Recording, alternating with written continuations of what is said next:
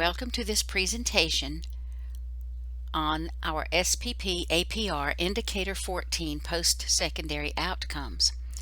The Individuals with Disabilities Education Act, or IDEA, requires each state to develop a State Performance Plan or Annual Performance Report, the SPP APR, that evaluates the state's efforts to implement the requirements and purposes of the IDEA and describes how the state will improve its special education implementation. The SPP APRs include indicators that measure child and family outcomes and other indicators that measure compliance with the requirements of the IDEA. The indicators in Part B of IDEA fall into three monitoring priority areas. The first, provision of a free appropriate public education, or FAPE, in the least restrictive environment, or LRE. Second, state exercise of general supervision, including child find, effective monitoring, the use of resolution meetings, mediation, and a system of transition services. And thirdly, disproportionate representation of racial and ethnic groups in special education and related services to the extent that the representation is the result of inappropriate identification. The South Carolina Office of Special Education Services must set targets on the indicators that involve student performance. We have a series of recorded presentations in order to get stakeholder feedback on those proposed targets.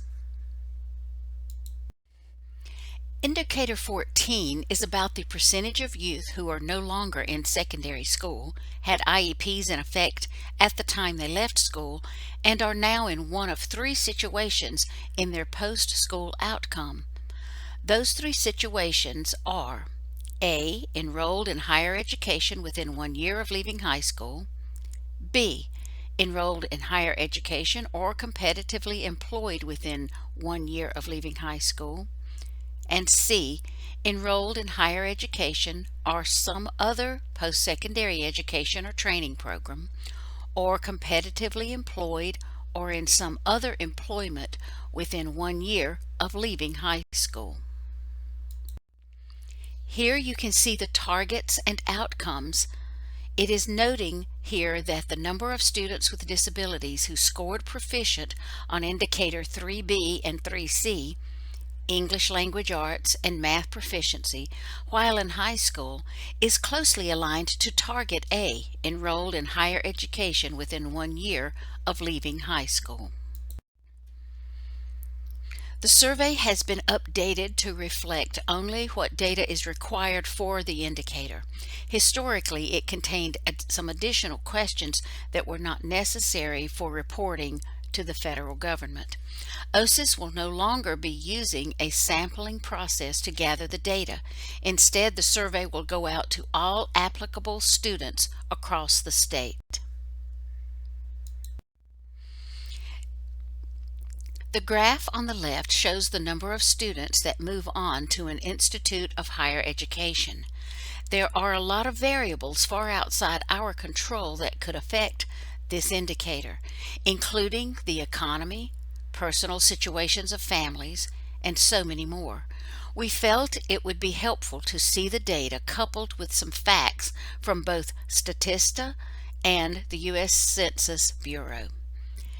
Nationally, the average of those of 25 years of age with a bachelor's degree or higher for all students, not just students with disabilities, ranges between 34 and 36% since 2016, according to Statista. Remember, our data is showing students with disabilities who, after 1 year after high school, have started at a 4-year college. In South Carolina, the percentage of adults over 25 with a bachelor's degree or higher is 28.1%, according to the U.S. Census Bureau. So this is a fact about all adults in South Carolina specifically. The choice to go to college is a very personal decision, and as we can see, not everyone is able to finish. Nationwide, school loan debt is a hotly discussed issue, which is going to impact decision making in this area as well. This is why, for this point of data, we chose to simply use the current trend. This second graph is about the number of students moving on to higher education or competitive employment. This combines employment and higher education. These two options are very important for life after high school.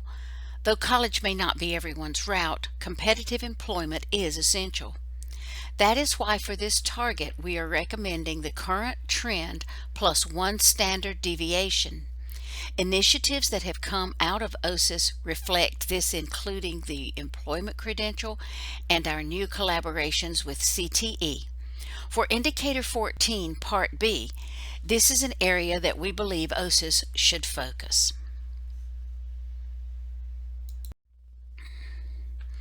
Here are our current suggested targets that we would like your feedback on, and there are more on the next slide.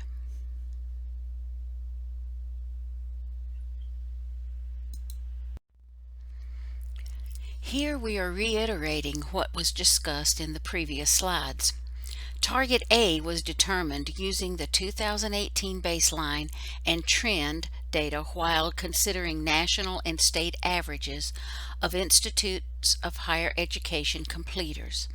Target B was determined using the current trend plus one standard deviation and is the area that we feel OSIS will be able to impact the most, with its focus on increasing the graduation rate, which is Indicator 1, decreasing the dropout rate, which is Indicator 2, increasing achievement, which is Indicator 3, decreasing students in self-contained settings, which is Indicators 5 and 6.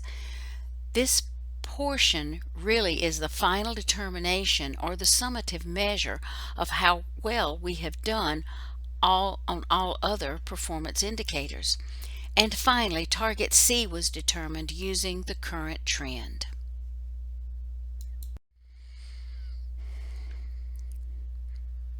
State and LEA performance on Indicator 14, or post-school outcomes, is based on survey data. A survey is sent to students approximately 1 year after they have exited and asks what they have been doing since they left high school. Post-school outcomes rate is not part of the current LEA determinations, nor do we envision it becoming part of those LEA determinations. Even though it is a summative measure of all outcomes, it is also data gathered after the students have left high school and we can no longer have an impact. Post-school outcomes rate is not currently part of the risk assessment in the SOTA, or our system of tiered assistance, which we use for all districts. The post-secondary outcomes focus team looks at the data for tiered districts to help determine their needs and the supports, but it would not be a reason that a district is considered at risk. In order to increase graduation rate, the post-secondary focus group developed this goal. In order to further LEA capacity to increase career development, student skills, and CTE enrollment and collaboration for students with disabilities, the PSO team will provide resources and supports that will assist LEAs with implementing high leverage, evidence-based, equitable practices that address post-secondary outcome needs. To monitor this progress, which is like monitoring IEP goals, we will be using a variety of data points, as you can see: dropout rate, graduation rates, Indicator 14 survey results, students with disabilities CTE enrollment data, Transition Alliance of South Carolina data, South Carolina ABLE data, and interagency data as needed. The post-secondary outcomes focus group has varied activities, as you can see, that will support LEAs in achieving the long-term goal of increasing graduation rate. Those activities include building Learning Management System modules for CTE collaboration, the South Carolina High School Credential, Transition Best Practices, Indicator 13 Compliance, and Indicator 14 Compliance. Another is informing LEAs and SOPs of the Post-Secondary Outcomes Implementation Guide and assisting them in setting up graduation teams. We would also be utilizing TASK, which is the Transition Alliance of South Carolina, to help LEAs and SOPs implement best practices defined by the Post-Secondary Outcomes Essential Program Components, as determined by the school graduation team. And we'd like to build interagency relationships to establish strategies, trainings, and initiatives related to the post-secondary goals.